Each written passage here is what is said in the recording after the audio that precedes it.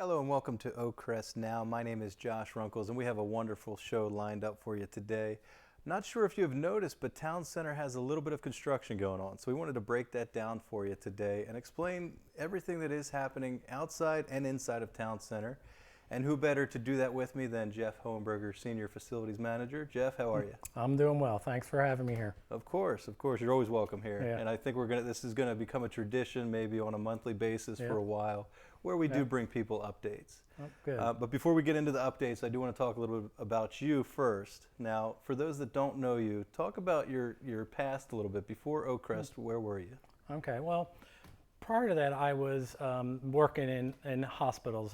My last 15 years, I've been here 15 years, and the 15 years prior to that, I was at Union Memorial Hospital in downtown Baltimore, pretty much doing the same role. I was the manager of facilities and engineering, and being in a hospital, it was an immense amount of construction that was always going on in a hospital, Right. as we were staying current with technology, upgrading our systems. And like I said earlier, I said we had done in those 15 years about $100 million worth of, interior renovations, infrastructure renovations. It was nonstop there. So what we're facing here, you're very familiar with. Yes. This is a little bit on large scale here, smaller scale compared to what I've been involved in the past, but it's still it's going to be a very interesting job as we kind of coordinate this with all of the residents that are currently living here. Absolutely.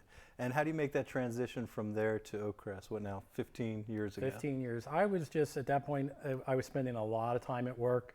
I had young children at home, and I just think it was just a lifestyle change to come here to get in so that I could spend more time at home with the family. And I just fell in love with the working with seniors versus working in healthcare. I mean, because it's the doctors run everything, and you don't get to build relationships with the patients or anything like that. And that was the first thing. Within the first couple months here, I just said, this is where I need to be. Right, and that's great that now you're sort of leading this initiative to do all this construction, because you do have the residents' best interest in mind. You built those relationships for 15 years. You know what it is that our residents are looking for. Yes. So let's dive right into it here. We've seen a lot of things over the last couple of weeks really happening. Everybody's excited because for a while people were saying, well, when are we going to see it? When are we going to see it? They didn't necessarily understand, well, you need permits for this, and it doesn't just happen right away. So we've gotten all the permits needed. Construction is happening. Let's start with the sales and marketing trailer. What goes into making that happen? So it started many months ago, us working with William Scotsman, who is the trailer manufacturer. We met with them. We actually had the sales and marketing team met with them, so that when we designed the trailers, that we met all of their needs, how many offices they need, and all of the things that they need in their restrooms, ramps, and lighting, and all that kind of stuff, so that it's more of a seamless transition for sales, because that's we don't want them to have to kind of reinvent how they do business. So it should be very easy for sales to transition from their existing space into the trailer. Sure. It's all going to happen in one day. Wow. They'll see prospective residents tomorrow. We're moving Friday, and they're seeing prospective residents Saturday. Oh wow, what a turnaround. Yes. But let's back up just a little bit, because it was exciting seeing the cranes come in and drop these different sections of trailers. Yes. I know a lot of people thought it would just come as one piece. It didn't. It was multiple pieces that all come together. And it was also neat that the image we showed months and months ago was pretty accurate. That's what it looks like now. So walk me through that. How do we shut down the roads to get the crane in? Yep. And how many pieces were there? What does that look like? We had to shut down because of the size of the equipment and the length of the trailers. You can see we had Loop Road closed. So the trailers had to come the wrong way up Loop Road past the employee parking lot and kind of parked on that roadway. And of course, and we diverted traffic through parking lots so that people could get out. And the reason for that is the trailers are so wide that they could not send it in as one piece. The roadways in Baltimore County and the city are not big enough for that trailer, which is why it came in 3 pieces. Right. And that's when we designed it with William Scotsman. We designed it as one. William Scotsman then figured out how to build it in 3 pieces. Right. Pre-wired it, pre-engineered it so that when it came here, they just kind of bolted it together. and now we have what looks like one trailer. So during that whole, clearing the ground and getting underneath, running electric, did everything go smoothly, or did we hit any bumps there? The utility infrastructure part ran into some minor hiccups. If people don't know, this was a quarry at one point, and this was a very large construction site when they built Oak Crest. So we ran into a fair amount of debris, rocks, boulders, to call it anything less, underground as we were digging to get the utilities to it. It slowed us down a little bit, but it didn't really, hold us up. And you said sales is moving. What is the date that sales will be moving in? It is this Friday, the 21st, I believe. 21st. Okay, great. And now when sales moves out of their current location, we're going to redo the fitness center. That's going to be a temporary fitness area. So what is that area going to look like? So that's going to look very similar to what the fitness center looks like now. It'll be a wide open space. A lot of the offices that you see in sales right now, the doors and the walls will be taken down. So we have this big open area. There will be an office or two in there for storage and for the fitness team to have, their office space. Right. This also includes the offices that are along the corridor, which is where Magali, the social worker, was located, and Jeff Gettig, the public relations. That entire space is all incorporated into the fitness center. Mm-hmm. Okay, so those areas where those people being relocated. So we have Jeff Gettig. Jeff Gettig, the public relations, and the social worker, which is an open position. Which currently. Is an open position now. They're moving to an apartment in Chapelgate, right by the link. I think it's 1105. Right. Okay. We will be finishing up today or tomorrow with those offices, and Jeff and the social worker will move Monday. Okay. He'll actually have a bigger space. So yes, he will. He's probably thrilled about the move. Yes, he is. All right, so some other construction we have seen. I know it's blocked off somewhat to certain residents. Those with higher apartments can see it. But the pool, over the last couple of days, we've made huge progress in the pool area. Talk to me a little bit about that. So I think a lot of people were assuming that when we came in, we were going to blow it up and it was going to fall over. Hey, that's what I was looking forward to. Yeah, I know that would have been nice, but that's not how you normally knock a building this close to our building that's physically connected to our building down. So Whiting Turner has been out there just methodically taking it apart. They've taken all the glass out, the wood trellises, and they're all gone.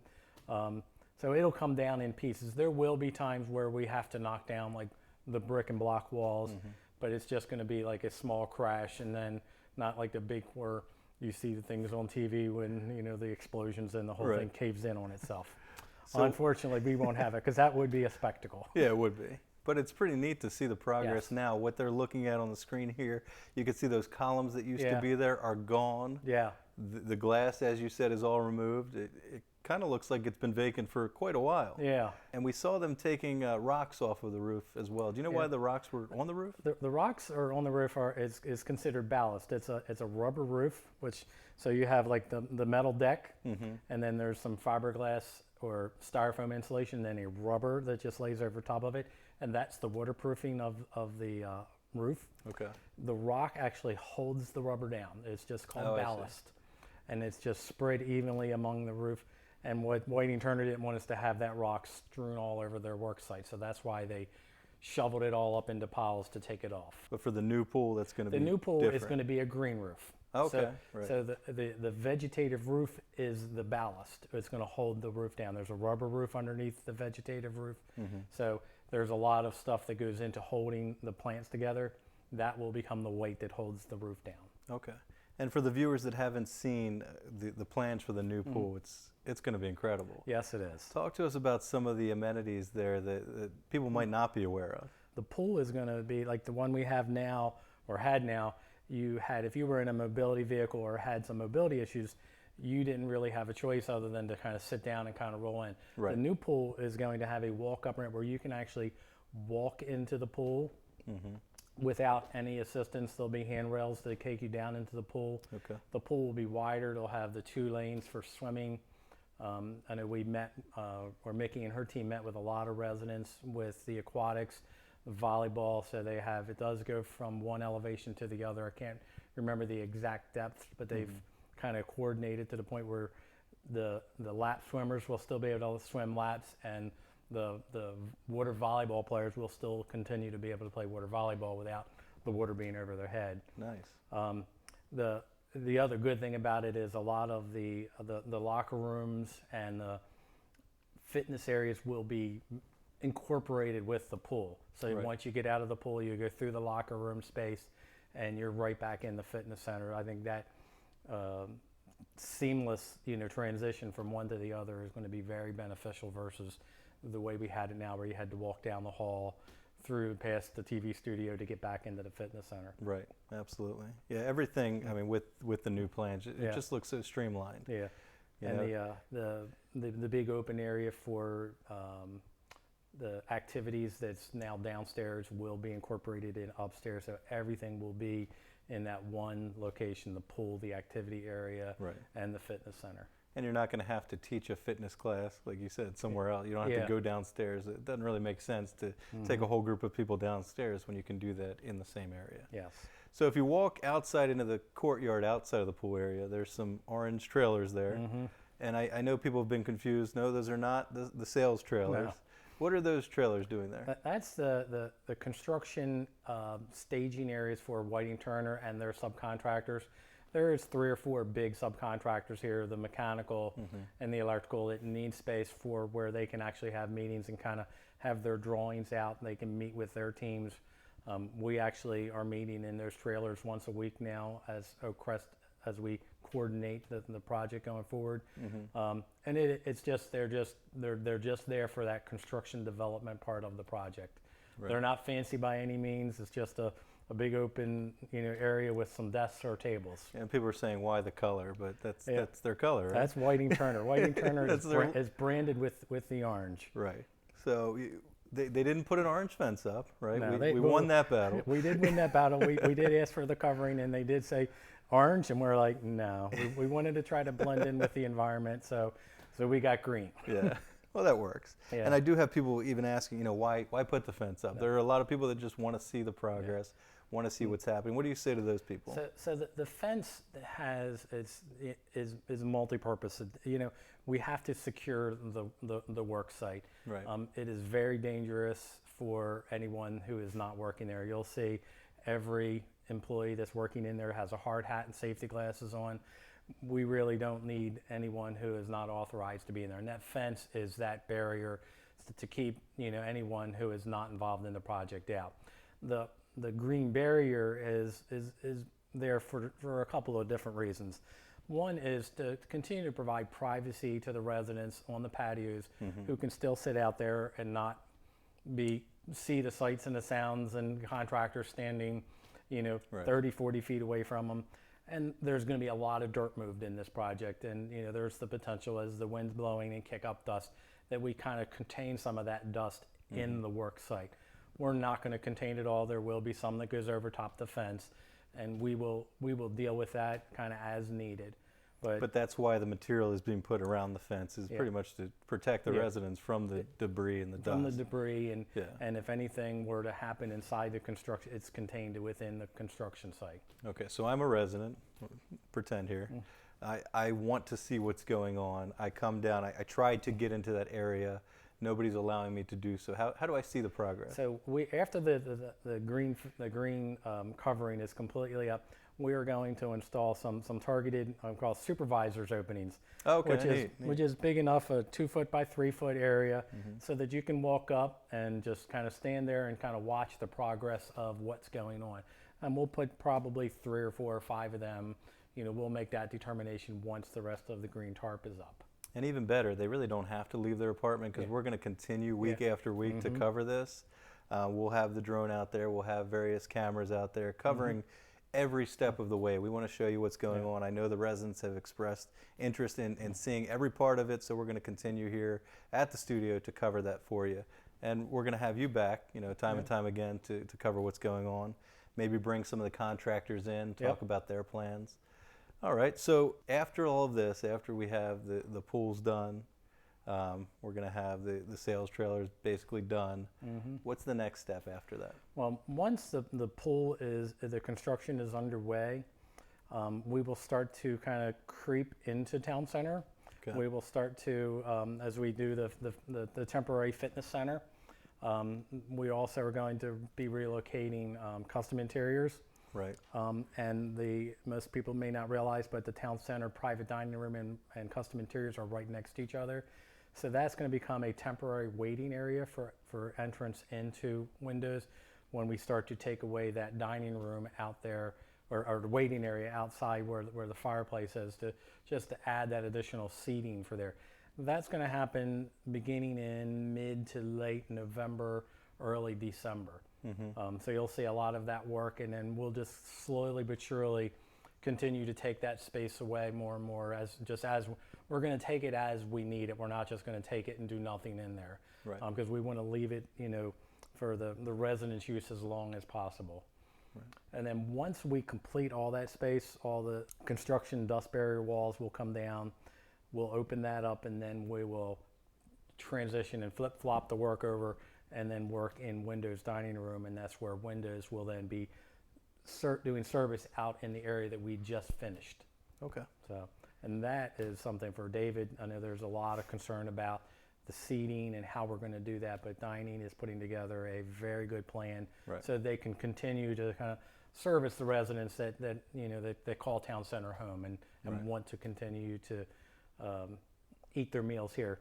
And the kitchen does not move. It's just the dining room that's going to get the renovation. Right. So there will be a way to cook for the residents. It's just managing that space. And, we have the space. There's ways that we can figure this out so that we can get tables in certain areas for residents to not be interrupted.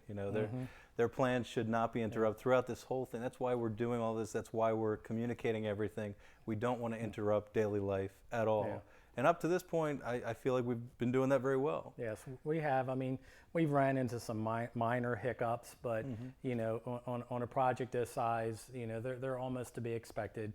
Our goal is just to make sure that we kind of manage those and communicate those out, as well in advance as we can. And I want to talk about that for a minute, because we are doing a lot, as a staff, to try to communicate this information. Starting, I guess, 7 months ago, we formed a long-range planning committee, which you're on, myself, Bo, Mark, and we meet twice a month to discuss what it is that we need to get out promptly, what we can get out for the month, what exactly is going on that the residents need to know at that moment. So that's why you can go to the front desk and get that little communication card. Tells you who to communicate. That's you. Yes. It has a website on there.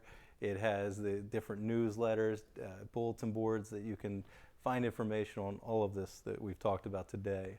And hopefully the residents have been seeing that. They'll also see a colored flyer at each desk next to that with an image of whatever the biggest event happened to be that month or that week. So we're going to continue doing that. I know that you're meeting, probably every day with a different contractor or a vendor. I have, almost a daily contact with the foreman with Whiting Turner, and then we have a formal meeting every week. 1 week it's just more of a nuts and bolts kind of meeting with the project superintendent and the project engineer and myself, and then the other week is more of the big picture. The architect shows up there. Bill will be at that meeting to kind of look at our 2-week look ahead. Right. Where are we going to be? Is there any kind of potential resident impacts or, building impacts that we need to be aware of? So, yeah, it does seem like there is a lot of communication going on. Some of it needs to be for the residents. Some of it is, very, high level that, we're going to turn the water off to this building or the gas got turned off. Most people don't even realize that we've done an immense amount of utility outages already, and we try to do that at night where it's seamless to the residents, so they don't even know that we're doing it. Right, and also if we have to communicate a certain building that's going to have a water outage, everybody's not going to see that. That's going to be a flyer that is generated only in that community. So it's important also to figure out, who needs to see this information, because over the next couple of years there's going to be so much of it. So we need to make sure we're dispersing that correctly, and there are plans in place to do that. Yes. So if again I'm a resident and I need a quick answer as to why there's a fence somewhere, who do I contact? They can contact me. My phone number is on your communication card. Or if they want to contact you, you can get through to me or Bo. Right. Anyone on this team. You can even talk to someone on the RAC. Members of the RAC are part of the communication team. But if you want, a quick answer, generally within a day, you give me a call and I can get back with you. Okay.